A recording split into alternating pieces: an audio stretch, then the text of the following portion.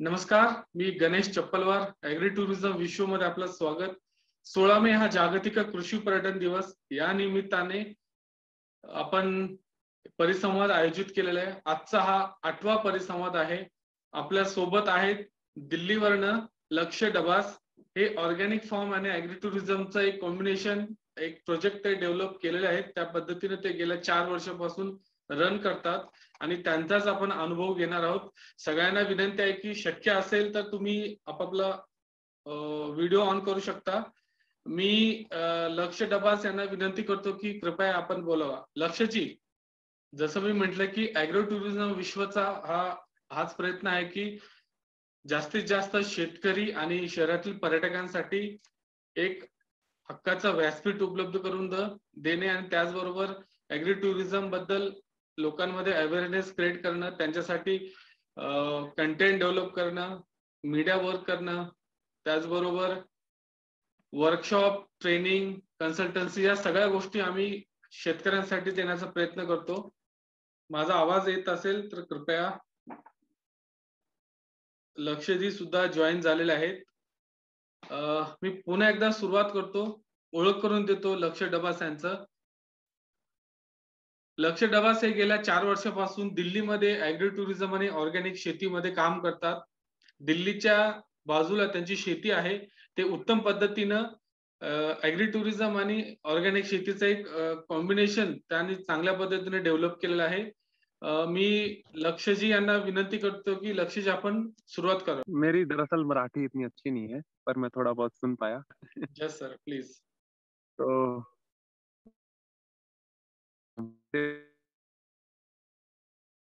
Vote कर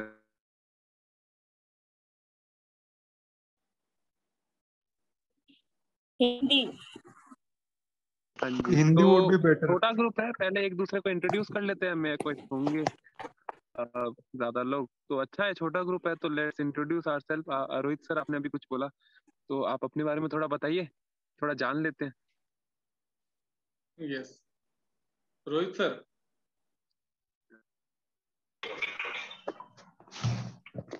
hello sir. नमस्कार जी. नमस्ते सर. तो सर मैं थोड़ा सा अपने बारे में बता देता हूँ. बेसिकली मेरा नाम लक्ष्य डबास है और मैं यहाँ पे ऑर्गेनिक फार्मिंग कर रहा हूँ करीब करीब 5-6 साल से कमर्शियली. ऑर्गेनिक एकड़ हमारा ब्रांड है और आपको सारी चीजें हमारे यूट्यूब चैनल या इंस्टाग्राम पे ऑर्गेनिक एकड़ टाइप करके पता लग जाएंगी. और इसको हमने पिछले 2 साल को डाइवर्सिफाई करते हुए टूरिज्म और कैफे से जोड़ दिया है. तो उसी सीन में है. और मेरी अपनी क्लासेस भी होती है जिसमें हम एग्रो टूरिज्म से लेकर ऑर्गेनिक फार्मिंग, मार्केटिंग, हर चीज के बारे में क्लासेस देते हैं. पहले ज्यादा ऑफलाइन होती थी, अब ज्यादा ऑनलाइन हो गई है कोविड के चलते. तो you can all ask me anything about organic farming or agro tourism and I'll be happy to help and comment on it. ये टैबलेट्स बहुत सारे ऊपर हैं. यस सर, बिल्कुल. हमारे पास बस 30 मिनट्स है. उसमें अगर आप 5-10 मिनट में आप अगर बात करेंगे, उसके बाद अगर कुछ क्वेश्चन होंगे तो हम क्वेश्चन आंसर करेंगे.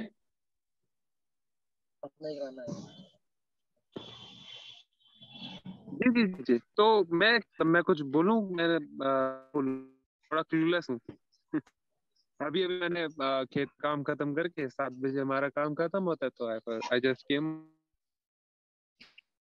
Okay okay. Of other thing जिसमें हमारे पास दाल, गेहूं से बनाने के लिए हमारे पास चक्की है. गाय है, दूध है, तो उसका हम घी कर लेते हैं. और सब्जियां बच जाती है तो उसका अचार बना लिया.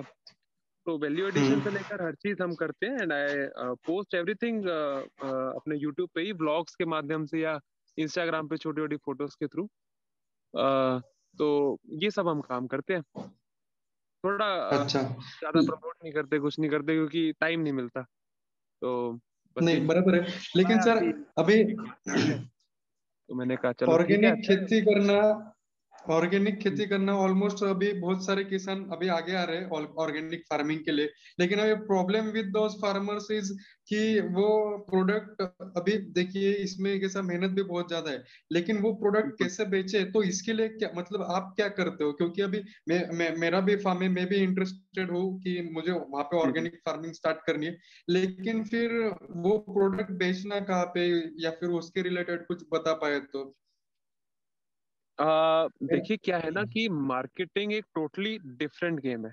जो मार्केटिंग ओके। वाले होते हैं ना, उनका आप कुछ भी दे दो वो बेच देंगे, और वो कला है।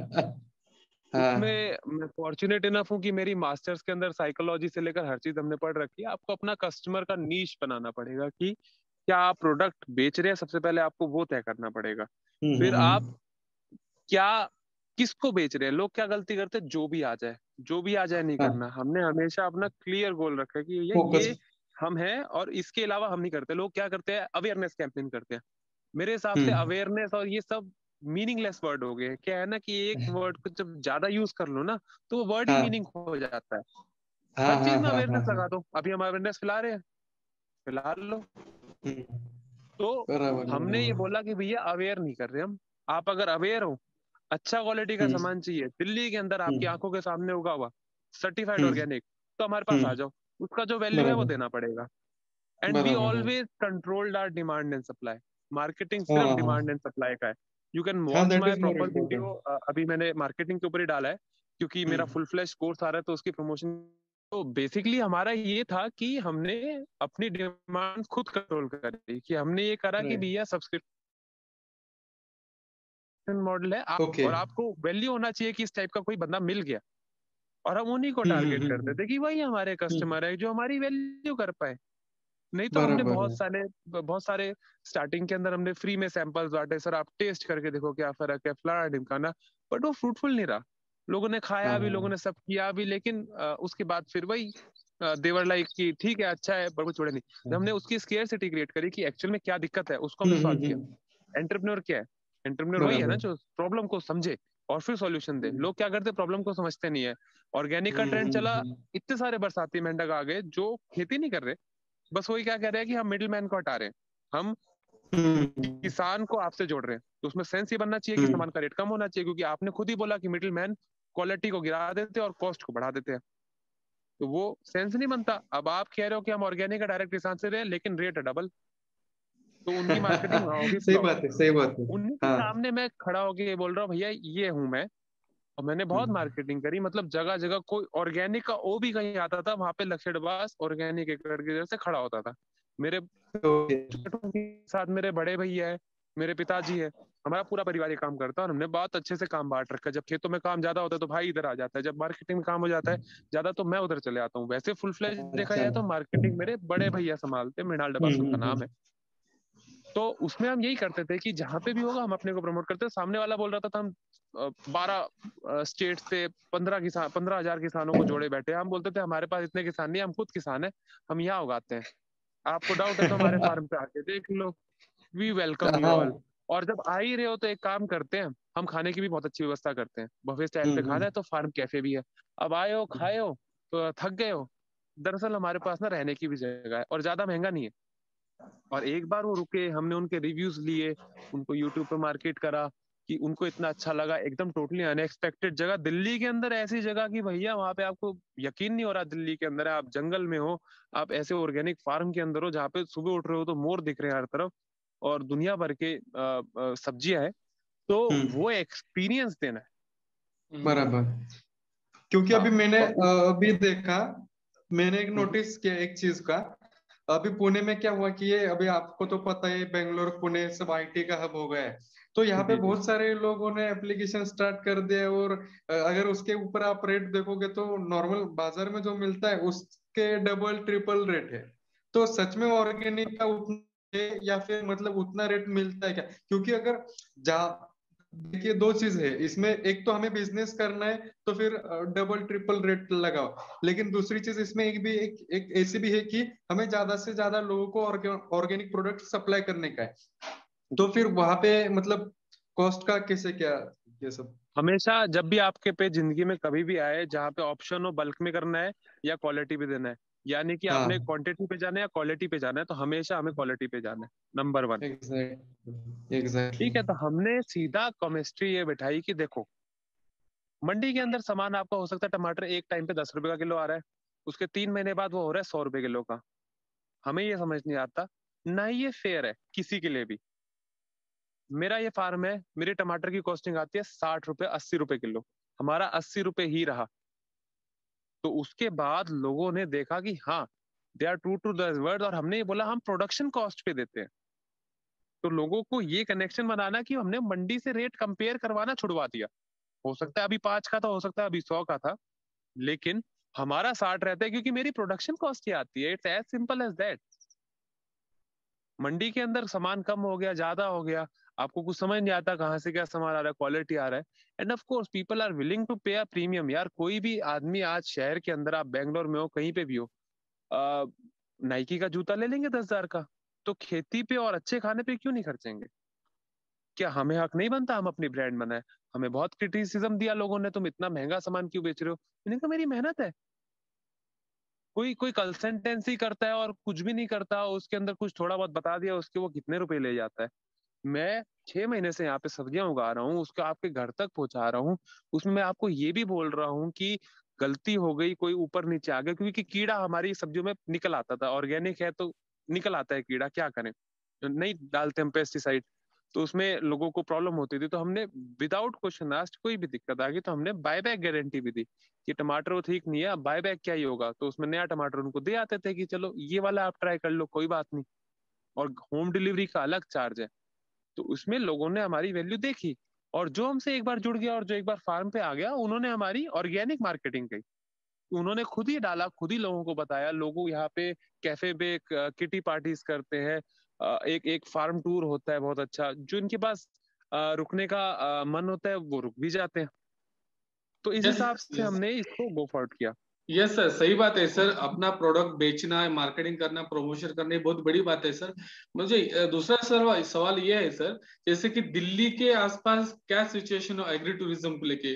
कितने सारे एग्री टूरिज्म है? जैसे कि महाराष्ट्र में 700 से 750 एग्री टूरिज्म सेंटर ऑलरेडी वो रन करते हैं, और हर साल 100-150 एग्री टूरिज्म का बढ़ावा हो रहा है। तो दिल्ली का सिचुएशन कैसा है एग्री टूरिज्म को लेके?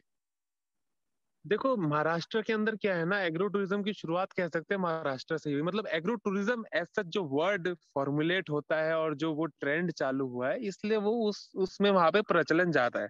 एक तो वो रीजन है कि वहां पे जो आपने डाटा दिया वो हो सकता है ट्रू हो। दिल्ली के अंदर दो दिक्कत है। दिल्ली है बहुत बड़ा शहर, राजधानी है भाई। सही यहाँ है। पे हम फॉर्चुनेट है, हमारे पास अच्छी जमीन है, और ऑर्गेनिक एकड़ आज तक दिल्ली का largest and oldest organic farm है। तो लोग जो चालू भी कर रहे हैं ऑर्गेनिक फार्मिंग दिल्ली के आसपास, वो 1 एकड़ 2 एकड़ 3 एकड़ मैक्सिमम, तो उसके अंदर गुंजाइश नहीं है। और हमारी एक सिचुएशन ऐसी थी कि मेरा दिल्ली में है लेकिन दिल्ली की पेरिफेरी में है, तो वहां पे गांव का माहौल है, मेरा गांव ही है जो है ये जटखोड़ गांव है, हम यहीं करते हैं। तो ज्यादातर लोग जो मार्केटिंग के पर्सपेक्टिव से लीज पे लेते हैं, नई जमीन लेते हैं, वो 1-2 एकड़ ले लेते हैं, वो सीएसए के मॉडल के हिसाब से, और वो गुड़गांव में सेंटर में या उसके पास ले लेते हैं। और वहां पे वो फील क्रिएट नहीं हो पाती। आखिर में मैं खेत पे जा रहा हूँ तो खेत की फील आनी चाहिए उसके अंदर। मेरे को वहां पे दिख रही है कि भैया दुनिया भर की मल्टीनेशनल कंपनियों का वो रहा हब, डीएलएफ ये रहा इधर, और ये रेजिडेंशियल कॉलोनी खुली हुई जो कि 25 माले की बिल्डिंग है। तो वो कहाँ रहा गाँव? आप हमारा देख लो, ये है मेरा गाँव और ये है मेरा खेत, यहाँ बैठे हैं जी, ये रहा ऑफिस, काम खत्म हुआ और खेत खत्म हुआ, ये रहा जी हमारा स्टाफ अपना बहुत बढ़िया शांति से बहुत इंजॉय बढ़िया। कर रहे हैं। सही है तो सर, अपना सही है। ये है हमारा गांव, this is the look and एक feel of number. Agro tourism. लोग क्या गलती करते हैं, लोग हम्म। एग्रो टूरिज्म के नाम पे रिक्रिएट करने की कोशिश करते हैं एक ऐसी क्लीशे चीज जो अब है ही नहीं। सही लोग है। क्या करते हैं एग्रो टूरिज्म के नाम पे, एक लेडीज खड़ा कर देंगे घूंघट पहने हुए जो मटका लेके खड़ी है। Is this the village India that we want to portray, and is this the actual reality? क्या आजादी से पहले का गांव है जो जो आज की रियलिटी है? हम नहीं है ना। और ऊपर से जो हमारे आजादी से पहले की ग्लोरी थी, वो कोई बहाना नहीं है इस बात का कि हमने अभी कितना गंद मचा रखा है। समझ रहे हैं? यस तो यस यस। हमने ये बोला कि भैया ये है आज का किसान। हमारे पास ड्रिप इरिगेशन है क्योंकि टेक्नोलॉजी अच्छी है और हम फॉलो करते हैं, लेकिन हम देसी बीज लगाते हैं क्योंकि हम ऑर्गेनिक फार्मिंग करते हैं, हम अपने बीज की कंजर्वेशन का भी हम वैल्यू रखते हैं। और यहाँ पे जो हाईटेक, मतलब आपके यहाँ पे, अभी तो मैं वहाँ ऑफिस से दूर हूँ, नहीं तो बढ़िया वाईफाई है, बढ़िया इन्वर्टर है, जो सुविधाएं हो सकती हैं। प्रोग्रेसिव आपको सिर्फ दिखाने से थोड़ा ना होगा। क्यों कोई लेडीज मटका लेके जाए? क्या उसका काम सिर्फ यही है वो पानी लाती रहे? और क्या ये देश पिछले 50 60 70 सालों में इतना भी विकास नहीं कर पाया कि गांव के अंदर पानी अभी भी कुएं से लाना पड़े? तो वो चीजों का हमने इशू करते हुए करा नहीं भैया, हमने आज का किसान, आज का फार्म और उसके हिसाब से आज का एग्रो टूरिज्म डेवलप करना है। सहभागी जे झाले त्यांना माझा प्रश्न असा आहे की तुम्ही आता सध्या काय करता आणि तुम्हाला नेमकं ऍग्री टुरिझम सुरू करायचं तर काय तुमच्या डोक्यातली संकल्पना आहे, त्याबद्दल आपण बोलूया. जर जमलं तर ते परत रिजॉईन होतील. त्याच्या आधी मला सगळ्यांना विनंती आहे की तुम्ही गेल्या 7-8 दिवसापासून हा परिसंवाद ऐकता, सहभागी झालात. तुमच्या डोक्यातली कल्पना काय आहे ऍग्री टुरिझमला घेऊन आणि तुम्हाला कुठे डेव्हलप करायचं आहे? प्लीज जे सहभागी आहेत त्यांना विनंती आहे.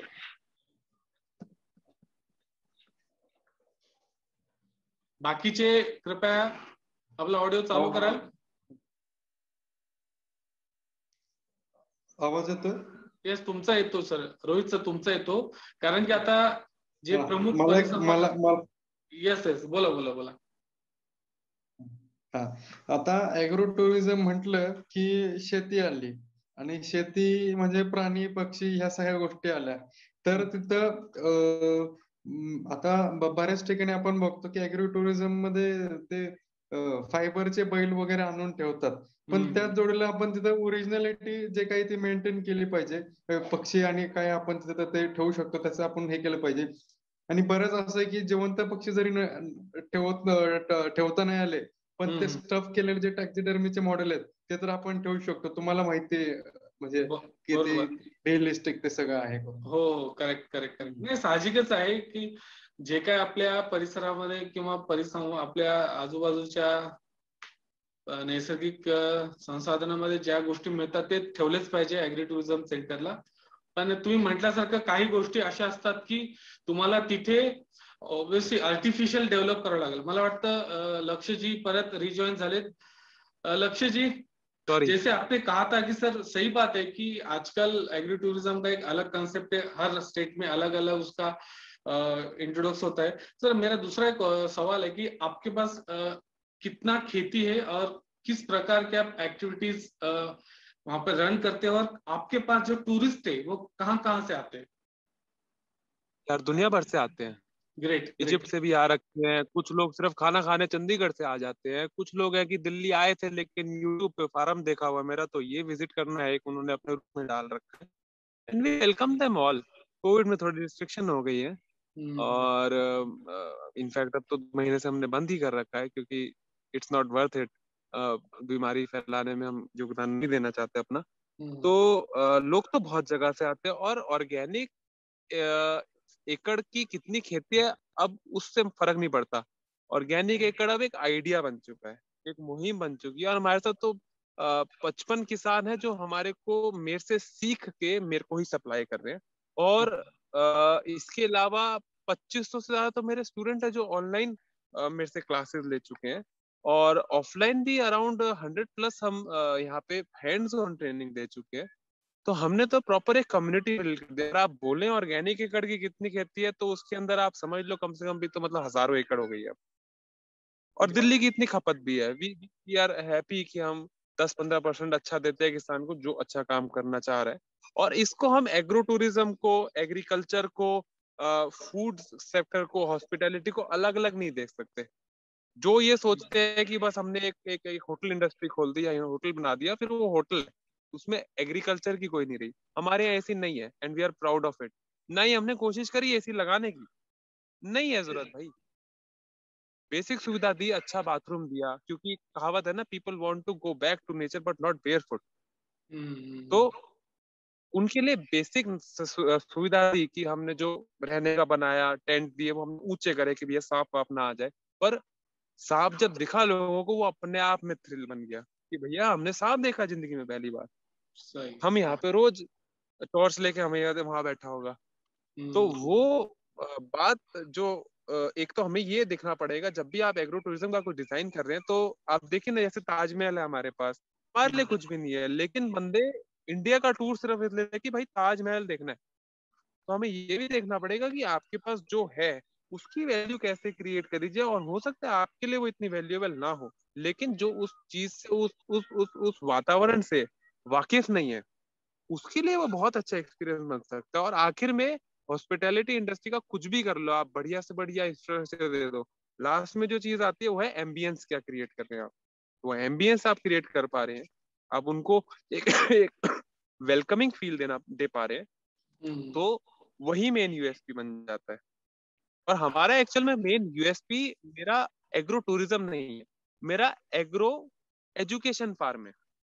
इसके अंदर हमारे पास रहने जो आते हैं ज्यादातर वो हमसे सीखने आते हैं, कोई इंटर्नशिप पे, कोई पेड ट्रेनिंग पे, कोई 5 दिन की वर्कशॉप पे, या कोई सिर्फ विजिट के लिए आया है और रात में रुक रहा है और अपना देख के सीखना चाहता है। और हम किसी को कोई बोलते नहीं यार, हमने भी 10 फार्म विजिट करे थे, हमने जब चालू करा था बहुतों ने हमें मना करा। हम ये मानते हैं कि इसको 4 बातें बता के हमारा कोई घाटा नहीं हो रहा।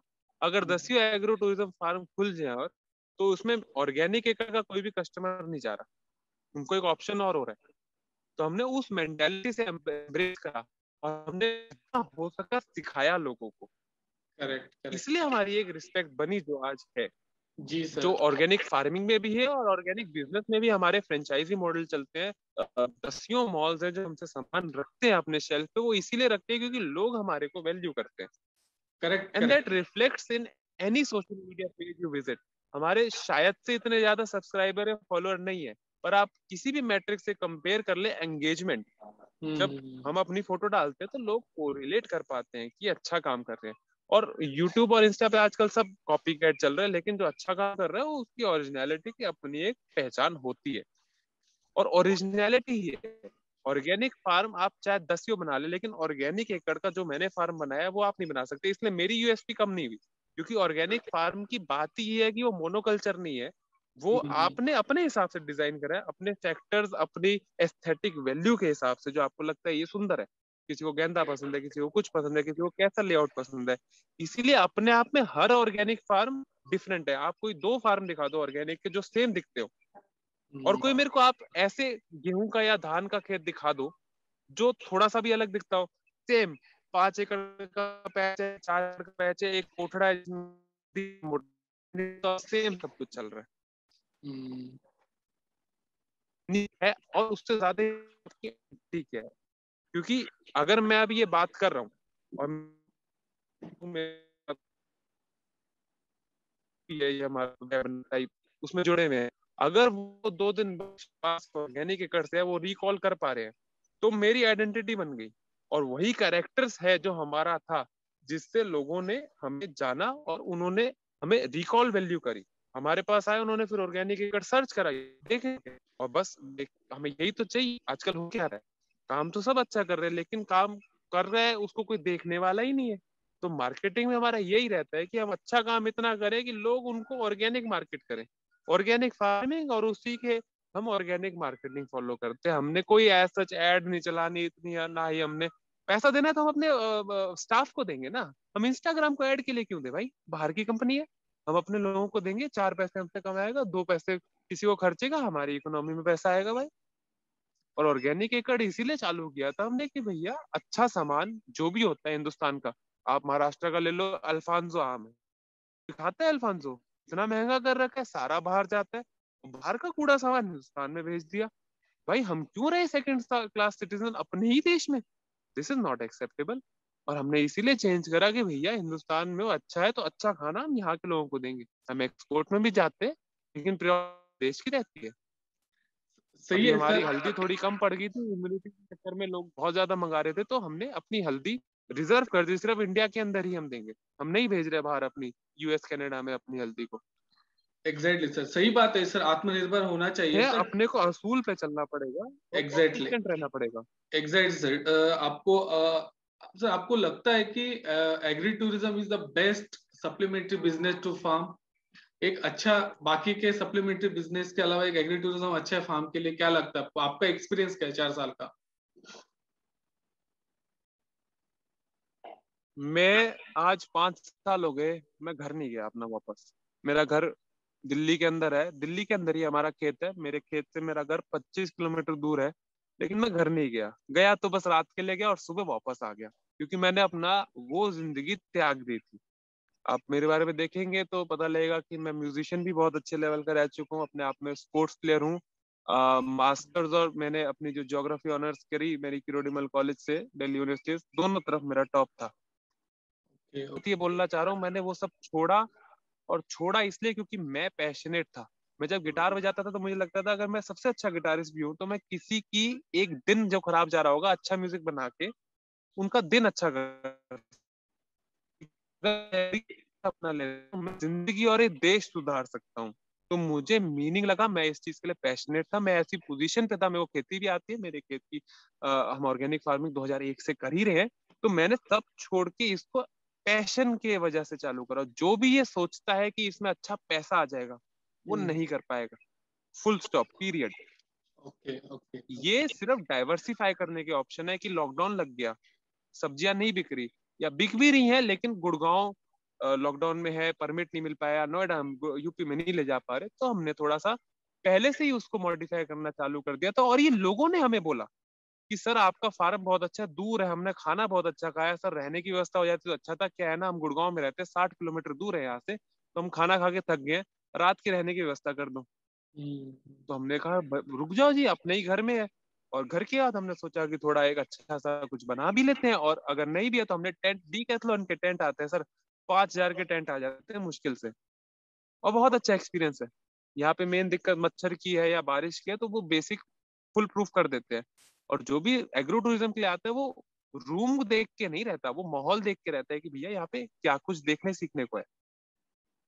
ओके तो ओके। इसीलिए आपको ये ध्यान रखना पड़ेगा। अगर मेरे मेरे कितने सारे लोग आ रखे हैं जिन्होंने साल भर पहले लॉकडाउन हुआ तो मतलब लगभग हर कोई सोच रहा था ऑर्गेनिक फार्मिंग कर ले, ऑर्गेनिक की दुकान खोल ले। उनमें से 99% लोग फ्लॉप हो चुके हैं। इसीलिए हो चुके हैं, उन्होंने लगा होगा कि 6 महीने के अंदर हम जो 50 रुपए का माल है वो 150 रुपए में बेचेंगे। पर इतना आसान नहीं है, सही इतना है। आसान नहीं है। और अगर आप सिर्फ पैसे के लिए करेंगे तो आप वियर आउट हो जाएंगे। हमने 2-3 साल खूब घाटा खाया, पर मन में था कि कोई बात नहीं, केमिकल फ्री खाना उगाया, इतनी अच्छी लाइफ हम जी रहे हैं, फार्म हाउस अपना बना रखा है, और कुछ नहीं तो अपने लिए बहुत अच्छा खाना खा रहे हैं। और जो हमसे 50 फैमिलियां उस टाइम पे जुड़ी हुई थी वो हमारे को बहुत ही रिस्पेक्ट से, और जो हमारी इज्जत बनती है उसके हिसाब से पैसा भी देते हैं और वैल्यू भी करते हैं। और हम उस पे लगे रहे, कोई बात नहीं, लॉस होता है, ट्रांसपोर्ट में खर्चा हो रहा है, कोई बात नहीं। तो ये लंबी रेस का घोड़ा ही चलेगा इसके अंदर। तो ये तो मैं पहले अपफ्रंट बोलना चाहता हूँ कि सिर्फ पैसे के लिए तो नहीं चल पाएंगे। बाकी तो सब चीजें यार, आप कोर्स अटेंड कर सकते हैं, सारी हम निट्स निट्स एंड डिटेल्स सब बता देंगे कि लोकेशन से क्या फर्क पड़ता है, आपको उसके अंदर स्टाफ क्या मेजर रिक्वायरमेंट चाहिए, आपको कुक है तो मतलब हमेशा एक सेकेंडरी कुक होना चाहिए। वो I am very sure experience से लोग वैसे भी सीख जाएंगे। पर पर जब कोई बिजनेस चालू करने वाला होता है तो उसे लगता है कि 2-4-5 हजार रुपए अगर कोई कोर्स में ले ले तो एक इन्वेस्टमेंट है, तो उसमें आप कर सकते हैं। लेकिन अगर इंटेंशन अच्छी है और सीखने की चाह है और आप एक एक्चुअल वैल्यू क्रिएट करना चाह रहे हैं कोई प्रॉब्लम सॉल्व करते हुए। अब प्रॉब्लम क्या है दिल्ली में? प्रॉब्लम ये है कि अगर दिल्ली के अंदर कोई फैमिली बोलती है चलो आज बाहर खाना खाते हैं या कहीं बाहर जाके रहते हैं, तो आप दुनिया का कोई भी 3 स्टार 2 स्टार 5 स्टार होटल उठा के देख लो, सेम है, बाथरूम है, टीवी है, सामने दिया होटल है तो पूल है, छोटा होटल है तो उसमें थोड़ा सा गार्डन है। हमारे यहाँ वो सब नहीं है, लेकिन जो हमारे यहाँ है वो कहीं और नहीं है, इसीलिए हमारा चला। रेडी टू आंसर तुमच्यापैकी राइट नाउ? कोणाला काही प्रश्न असतील कृपया विचारा, कारण की एक तो यंग आहे, ऑर्गॅनिक फार्म आणि ऍग्री टुरिझम हे कॉम्बिनेशन करून चांगल्या पद्धतीने डेव्हलप करतात. आपल्याला विनंती आहे की काही प्रश्न असतील तर नक्की विचारा, नसेल तर आपण समारोप करूया. अच्छा लगा सर ये आपका मतलब जो सुन के कि पैसे के लिए एग्रो टूरिज्म करने गए तो करो ही मत। अगर कुछ देना चाहोगे, कुछ वैल्यू क्रिएट करना चाहोगे तो वो इम्पैक्ट करेगा। ये चीज आपकी बहुत पसंद आई सर। लोग Yes. दोगले बोलता हूँ मैं उनको, जो बोलता है मैं एंटरप्रेन्योरशिप चालू कर रहे, दे आर ब्लडी हिपोक्रेटिकल। आप एंटरप्रेन्योरशिप चालू कर रहे हो और आपको यही नहीं पता आप कौन सी प्रॉब्लम सॉल्व कर रहे हैं। और सही प्रॉब्लम बात। कैसे सॉल्व करेंगे? मैंने 3 साल खेती में अपनी जिंदगी दी, सब छोड़ दिया। म्यूजिशियन बढ़िया 1.5 लाख रुपए तो मैं म्यूजिशियन से कमा रहा था, तो मैंने वो छोड़ा क्योंकि मुझे वैल्यू दिखी। और जब वैल्यू आपको, बुद्धा की कोट है, the meaning of life is to give life a meaning, जब वो मिल गया तो बाकी सब इरेलेवेंट है यार। सही हमारा सही बात यही है मेन सर। था कि हमारे भैया पास मेरा less passion than one profession में मिनट है, कन्वर्ट।